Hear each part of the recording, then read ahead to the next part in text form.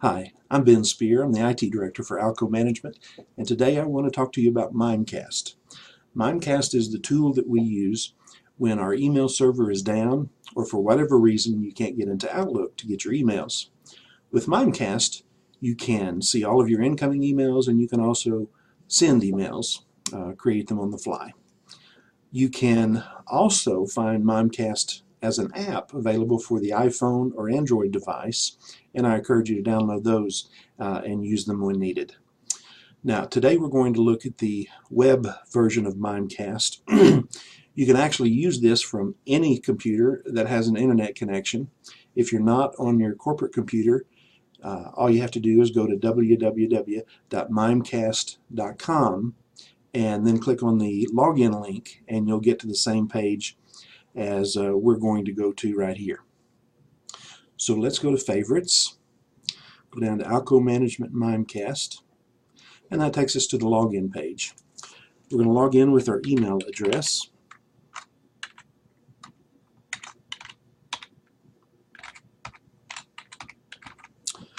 Click on Next or hit Enter. Now you want to make sure that this middle section says Use Domain Password, and then you're going to enter your email password or your Citrix password, the same thing, and hit Enter or click on the Login button. That's going to take you to the Mimecast Personal Portal, or MPP, and this is the main landing page for Mimecast. And here, the first thing you see is your online inbox. Here you'll see every email that you send and receive, everything that's come through Outlook, and they're all here whether you've deleted them or not, because even if you delete an email in Outlook, it does not delete it from Mimecast. We store it there, and that's one of the purposes of Mimecast, to save emails for a longer period of time, even when you delete them. Now, there's a lot of things you can do from this online inbox. You can click on an email, and it'll open up a window to show you the text of the email. Close that up. You can also select an email and use one of these buttons at the top, forward, permit that sender, in other words, put it in your personal permitted list.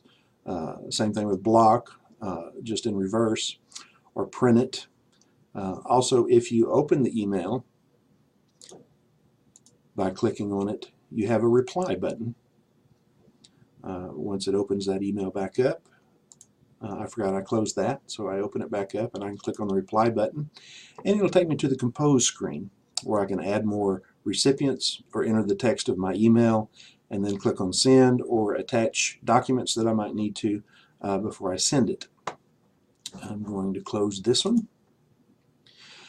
Excuse me. The same way you can start a new email from scratch by using the compose button over to the left, and it'll open the same window, and you'll notice that if you'll start typing an email, you'll see the possible ones available in a drop down, and you can choose whichever one you need. Again, I'm going to close that compose window. You know how to use it now. The other things you'll see on this page are the online sent items, which is just like the online inbox, except it only includes items you have sent, whether it's from Outlook or from Mimecast, doesn't matter. Now, next is the search, and you really have three options here for the search. One is this box where you can search what's showing on display, and by default it's only showing 1 month of emails. Now you'll notice over here that 1 month includes 19 pages of emails in my account, but this search will search that last 1 month period. Up here you can search and enter your search text to look in the last 12 months of emails. But if you need a longer search or a more detailed search, we can use the search button here on the left. What this one allows us to do is enter our search text and then tell Mimecast where in the email to look for that search text. We can choose or unselect to look in the subject, in the attachments, attachment types, in the body of the email, and we can also tell it to look only in sent items, received items, a certain time period. Or we can also look in inbound emails, outbound emails, or internal emails, which are simply emails from one alcomgt.com address to another.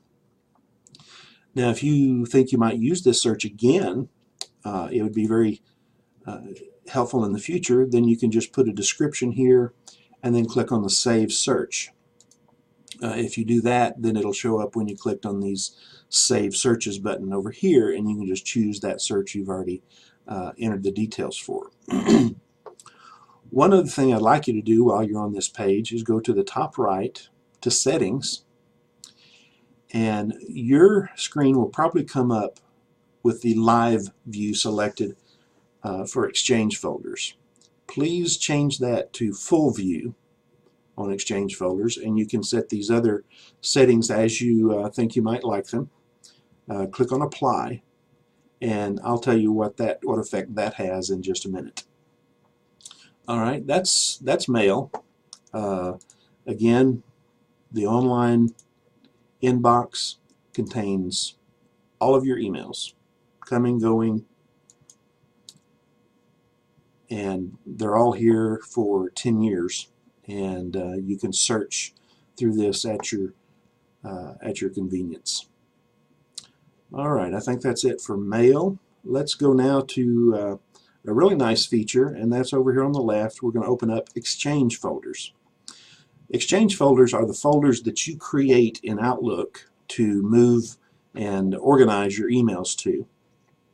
If you've moved an email from your inbox to a folder that you've created there, then you can see it here organized the same way it is in Outlook, which is nice, and Mimecast synchronizes these folders with your Outlook every night. All right, so let me click on one of these just to show you something else. You might be surprised when you open up one of these folders, it might say there's no data to display. You think, I know I've got emails there. Well, fear not. The default is to show the last 1 month of emails. So just click on the drop down and change it to some other period of time, say 2 years, and you'll magically see the emails appear that you knew were in that folder to start with. Now, the reason now that I can tell you we changed that setting to Full View is because we have implemented in our email server that we're going to automatically delete every email that's over 2 years old. So if you've moved an email to one of these to another folder in your Outlook, and that email hits the magic 2-year time and is deleted, you will no longer see it in Outlook, even in that folder. But if you come to Mimecast and you have changed that setting to Full View instead of Live View, you will still be able to see that message in this managed folder over here. Now you can still search for that email in your online inbox. It'll also be there, but if you want to look through the folders, it'll still be here as long as you use the Full View. All right, that's the Exchange folders. Let's go on now to the Advanced. And there's a couple of things here you might want to look at. The first is Manage Senders. Occasionally you might receive an email that says the messages below have been put on hold because we're not sure whether they're spam or not. And it gives you the choice of whether to release them, permit them, or block them.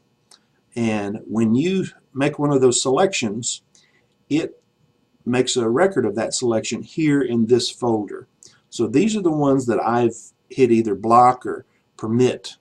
And you notice the icon to the right tells you which action I applied to this particular address.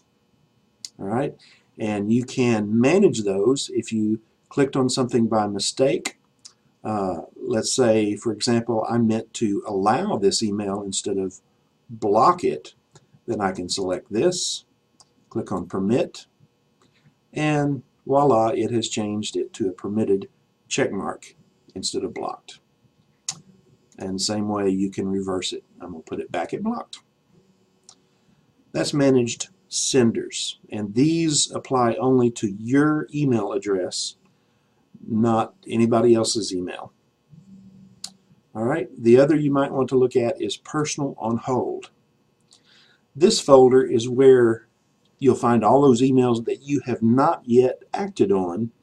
If you've gotten one of the emails that says these messages are on hold, this is the folder where it stores them. So if you've deleted that email that notified you of those and you still want to manage them, then you can come to this folder and select them, and then you'll be able to choose whether to release them, permit or block, and turn them into managed senders instead of just on hold emails, because they'll stay on hold until you do something with them. All right, that's pretty much Mimecast. I encourage you strongly to try it out so that the next time we tell you that the email server is down and you need to use Mimecast, you'll be prepared and be able to go about your business as if you still had Outlook. Thank you for listening, and have a great day.